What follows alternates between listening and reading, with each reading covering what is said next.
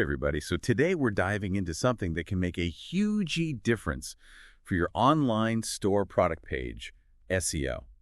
Because, let's be real, what's the point of having amazing products if nobody can find them online? It's so true. So many businesses I talk to get so caught up in the product development phase that they forget about that crucial first impression, the product page itself. Totally. It's like you could have the best coffee maker in the world, but if your product page is bland and boring, no one will even give it a second glance. Exactly. And that's where SEO swoops in to save the day. Okay, so break it down for us. How can we make our product pages more SEO friendly? What are those key ingredients? Well, let's start with the absolute basics. Your product title. It's often the very first thing potential customers see when they're scrolling through those search results. Right, and we've all been there scrolling endlessly. A clear, catchy product title is like a beacon in the night. I love that analogy. It's so true. And it's not just about catching the eye. It's about those keywords. Keywords. Everyone's always talking about keywords. Because they're important. They're how search engines understand what your product is and who might be searching for it. Think about it, a generic title like, say, running shoes is going to get lost in a sea of other running shoes. Oh, absolutely. I've been there, searching for running shoes and getting everything but what I was actually looking for. Exactly. But now, imagine searching for, let's say, women's trail running shoes, waterproof. See how much more specific and targeted that is. Okay, so we ditch the generic running shoes and get way more specific with those extra keywords. Makes sense. And those extra keywords, things like women's, trail running, waterproof, those are like magnets, pulling in customers who are actively looking for those specific features. So instead of just stating the obvious, we should be thinking about all those extra details a customer might be searching for. It's all about getting into the mind of the shopper, right? Yes. Think about the questions they might be asking themselves. What are their pain points? What solutions are they looking for? And then use your keywords to address those needs directly in your product title. All right, so we've hooked them with a killer product title. They click through, and now what? I'd say it's all about the visuals, right? A picture's worth 1,000 words and all that. It's true. Visuals can make or break a product page. I'm a very visual person, so if a product page doesn't have high-quality images, I'm probably clicking away. And you wouldn't be alone. Customers want to see what they're getting from every angle. Oh, absolutely. Multiple angles are a must. Yeah. Like if I'm buying a new desk chair online, I want to see the back, the sides, the underside, the whole shebang. Exactly. And don't forget about zoom functions so customers can get up close and personal with the details. Oh, and what about those little videos that show the product in action? Those are amazing. Yes. Videos are incredibly powerful, especially if you're selling something that's difficult to explain with just images and text. Like maybe a fancy new kitchen gadget or a piece of furniture that transforms into a bed. Show, don't just tell. Exactly. It builds trust and helps customers visualize themselves using and, more importantly, loving your product. It's all about painting a picture, creating that desire. Right. But even with gorgeous visuals, we can't forget about the power of words, and I'm not just talking about a laundry list of features. So true. Nobody wants to wade through a wall of technical jargon. That's where the art of storytelling comes into play. Ooh, storytelling. Tell me more. Think of your product description as an opportunity to connect with your customers on an emotional level. Don't just tell them what the product is, tell them how it's going to make their lives better. Okay, so paint me a picture. Give me an example of what you mean. Let's say you're selling a waterproof jacket. Instead of just saying, this jacket is made with waterproof material, which is kind of bland, you could say.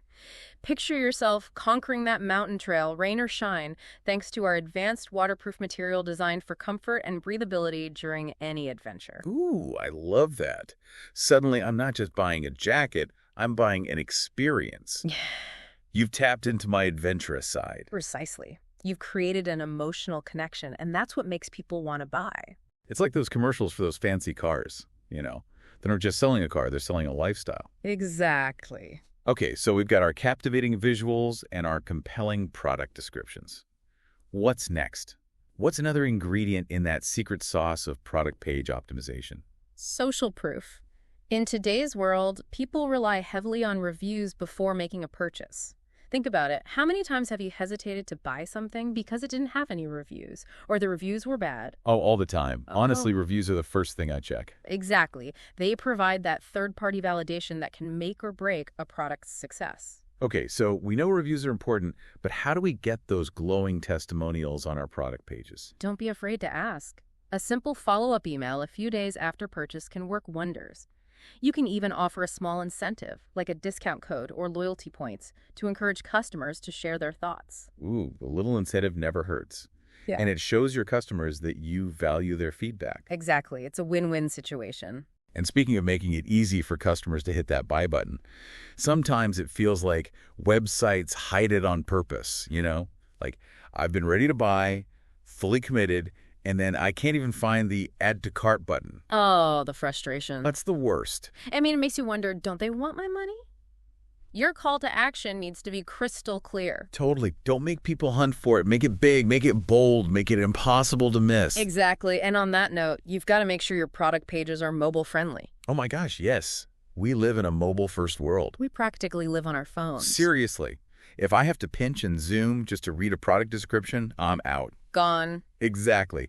Yeah. It's 2024. Having a mobile-friendly website isn't a bonus, it's a requirement. Couldn't agree more. Make sure those images are sized correctly, the text is large enough to read without a magnifying glass, and those buttons. Nice and big. Oh, yeah.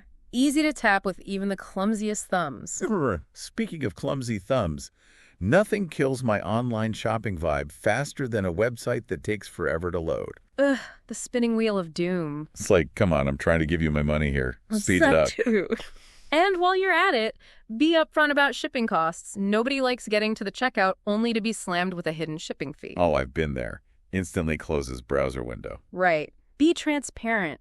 If you offer free shipping, shout it from the rooftops. Yes, free shipping is the best marketing tactic, let's be honest. It's true. But you know what else will make people abandon their carts faster than you can say shipping fees?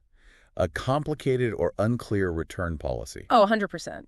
Make sure your return policy is easy to find, crystal clear, and customer-friendly. No one wants to jump through hoops just to return something. All right, so we've got our shipping and returns all sorted. What's next on our product page optimization to-do list? Okay, so we've talked about grabbing attention with those awesome titles and visuals and making sure that our mobile game is top-notch. But what about keywords? Everyone's always talking about keywords. Right, keywords are like the VIP passes to getting your product seen by the right people. Okay, so say more about that. How do keywords actually work on a product page? Think of it this way. When someone types in eco-friendly yoga mat into a search engine, they're sending out a signal.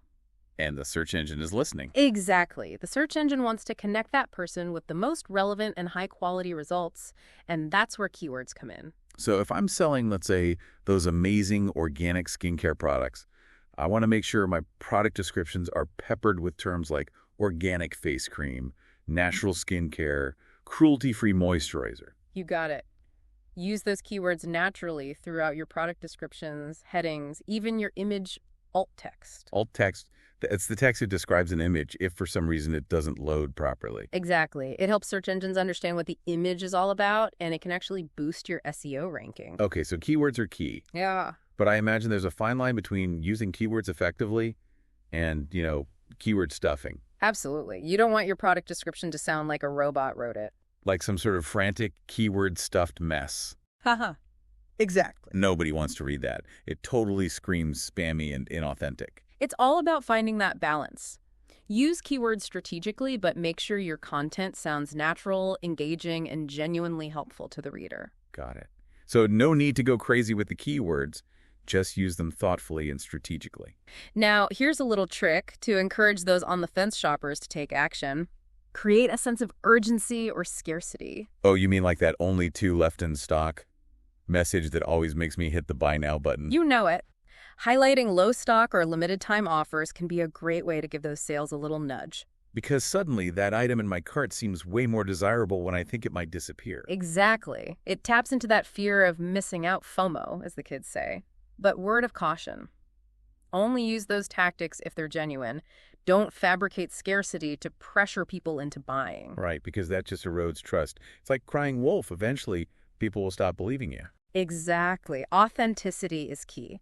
Now, before we wrap things up, I want to touch on something else that can really elevate your product page's cross-selling and upselling. Oh, you mean those. You might also...